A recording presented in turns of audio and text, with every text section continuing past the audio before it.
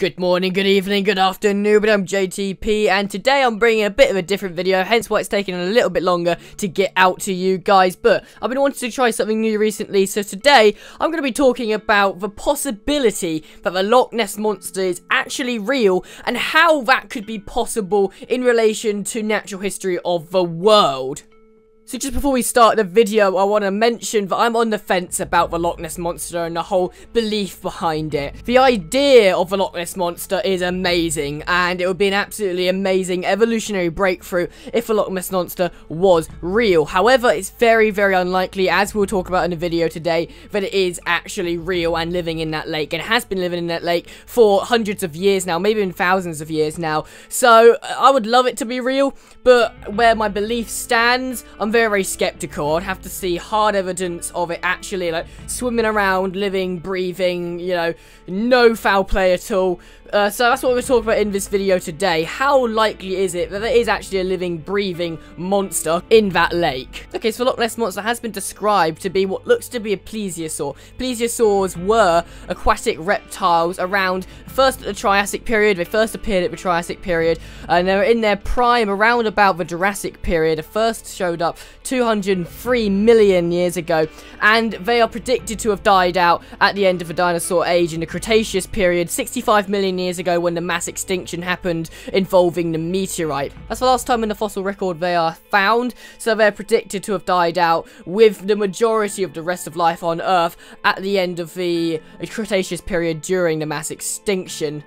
But perhaps they didn't all die out. If the Loch Ness Monster is a descendant or a variation of the Plesiosaur, that means a small colony would have had to have survived the mass extinction to pass their genes on for this long. So let's talk about how it's possible that a Plesiosaur may have evolved and adapted to survive to the modern day. At the end of the Cretaceous period, Plesiosaurs were in their prime. They were very, very common, and they literally colonized the whole globe. Wherever there was a good amount of water, a good amount of food, and a right temperature, that's where they lived. And fossils have been found throughout the world for different species of Plesiosaur. One of the biggest killers at the end of the Cretaceous period, when the mass extinction happened, wasn't actually the meteorite, it was the lack of food afterwards. If you are familiar with that particular mass extinction, you'll know that the meteorite smashed into the earth and caused the sunlight to be blocked out for months on end, causing the plant life to die. That means herbivores died, and then carnivores soon went afterwards. But what happened in the seas? It is very possible that certain plant life in the water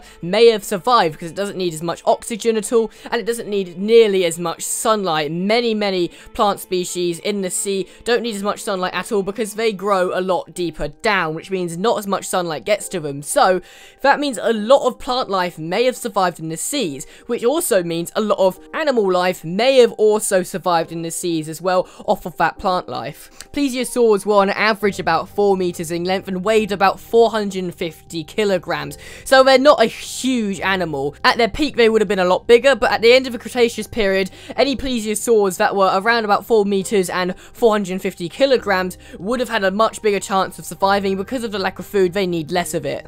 60% of life on land died out, and nothing above a couple of meters survived after that extinction because there just wasn't enough food. However, in the seas, it's highly possible that a small colony of plesiosaurs that weren't any more than 4 meters could have maybe got by on the food that they could find. Also, they're not limited to the land mass. Plesiosaurs would have been able to swim all the way around the earth looking for food, so maybe there were more abundance of food sources in other places of the earth than others. So they had a lot more freedom, they had a bigger chance of survival, so perhaps plesiosaurs may have survived the extinction and further on. So plesiosaurs may have survived the mass extinction, and in fact, bigger creatures like the mosasaur, which were hunting the plesiosaurs, would have died out at that mass extinction because they were just too big.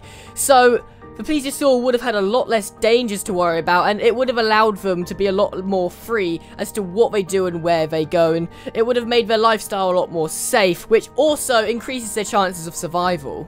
But how did the plesiosaurs end up getting to Scotland? The geographers among you will know that the tectonics are always moving, and the landmass back in the Cretaceous period was very different to what it is today.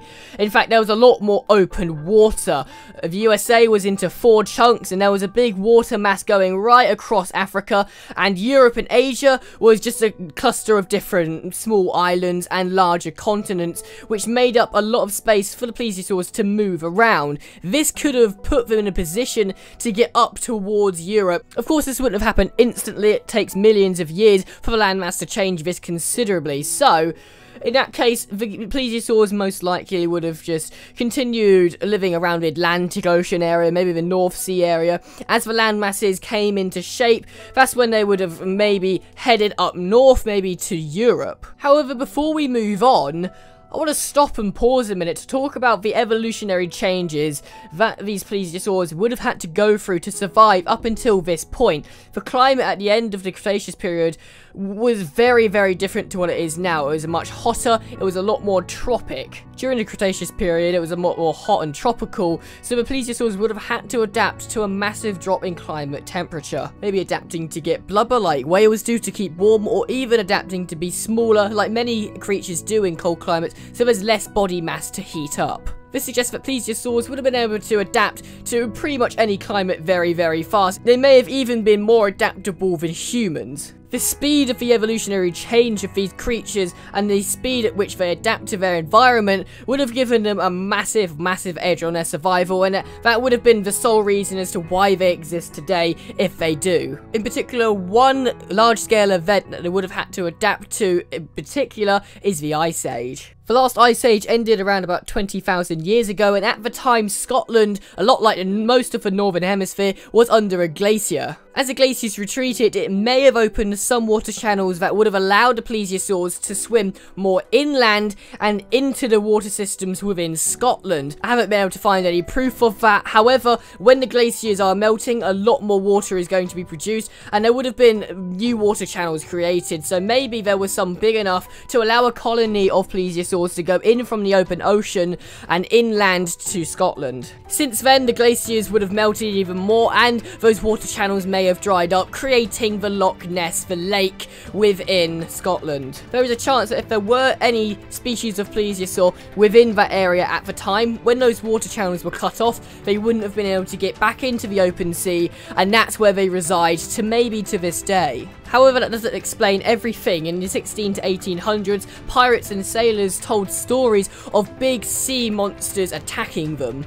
Could this not only confirm the existence of a species of plesiosaur in the 16 to 1800s, but also confirm the fact that not all of them were stuck inland, some of them are still in the open oceans? And this is quite likely, as we've only discovered 10% of our ocean secrets, so there could be a colony of plesiosaurs hiding in the ocean somewhere just waiting for us to discover them. This idea is exciting because this would mean that there's not only a small colony of plesiosaur living in the Loch Ness, but there's also plesiosaur living in the open oceans currently. But let's think about for a second what it would take for them to, 1, live in the Loch Ness for so long, and 2, why has no one seen them? The first sighting of the Loch Ness Monster was in 565 AD. This is long before pirates and sailors had their sightings in the open oceans, and long after the Ice Age. So we're talking about around about the perfect time to see a plesiosaur, if there is one, in the Loch Ness. Since then, multiple other sightings have been seen and documented. The fact that there's only been a few sightings is quite peculiar, because plesiosaurs were mammals a lot like dolphins and whales, so they would have had to come up for air. I'm not sure what the lung capacity of a plesiosaur is, however, if they're around about the same size as dolphins, let's consider it to be around about a couple hours. So with an animal that has to go up for air every few hours or so, why have we not spotted plesiosaurs a lot more often in the Loch Ness? Perhaps they evolved to have gills, which means they won't need oxygen and they can just breathe underwater full time. Or perhaps they needed less oxygen that I'm predicting, and perhaps they come up for oxygen in early hours of the morning when they could be more active, for example. These two theories could explain why there haven't been many sightings at all. Another point that's unexplained is their lifespan. Some animals like tortoises and even turtles do have a very, very large lifespan, but I've never heard of an animal that's lived for thousands of years at a time. This would mean that within that one lake at Loch Ness, there has to be a small colony that are breeding. That's right, it's impossible for there just to be one. There has to be at least two, maybe even a colony of 4 to 5 that are constantly living and breeding within that lake.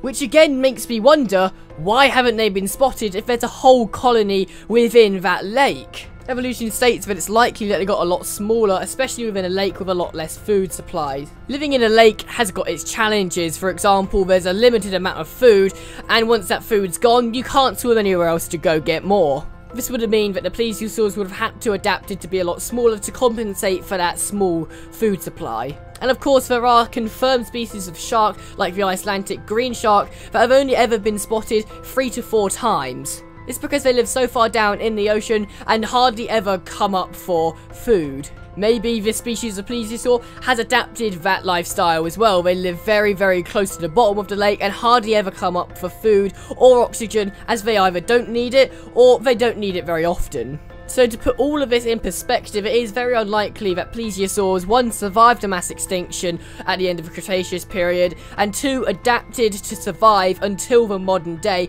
and 3, even get to the point where they get stuck in the lake and survive in the lake for so long. However, it's not impossible. Humans have survived even greater odds, and we are very quick at adapting. So evolution is an amazing thing, and I do not want to rule that out. Scans of Loch Ness have been made, and these scans have yielded results of a large creature being within that lake. There is no confirmation as to what this large creature is, but if there is a small colony of plesiosaur thriving within that lake, they would have been picked up by the scan. These scans show a creature that is about 3 to 5 meters, so that length would fit the plesiosaur almost perfectly. However, I've still got a couple of questions. First of all, the structure of a plesiosaur is very, very ancient. Plesiosaurs had 4 fins on the side of their body to propel themselves through the water and turn. However, in the modern day, you don't see any animals who still have that skeleton structure. For example, whales and dolphins have 2 fins at the front of their bodies, as the plesiosaur would have had, but their 2 back fins have evolved into a tail. This is shown to be very successful in modern day animals like sharks, who have been around since the dinosaur ages, also successful within dolphins, whales, and all other successful marine life today. This means if the plesiosaurs haven't evolved to also have a tail and 2 fins, that puts them at a major disadvantage compared to the other modern day animals today. And from sightings of the Loch Ness Monster, they do appear to still have their 4 fins as they did at the end of the Cretaceous period, so that one aspect hasn't changed about them. However, if they have survived this long, adaptations would have been made to their body in order for them to survive this long, so perhaps their 4 fins weren't much of a problem at all. In conclusion, it is very unlikely that there is a plesiosaur species living in the Loch Ness and even in the open oceans today. But as I said at the start, it is possible, and it will be a massive evolutionary breakthrough if that is the case. This would change everything we know about the aquatic fossil record, as we believe the plesiosaurs to die out 65 million years ago, where in fact it's been living under our nose the whole time. So be sure to put in the comments down below what you thought of this video and any other information you may have to further this investigation. Thank you very much for watching, and until next time, I shall say, good.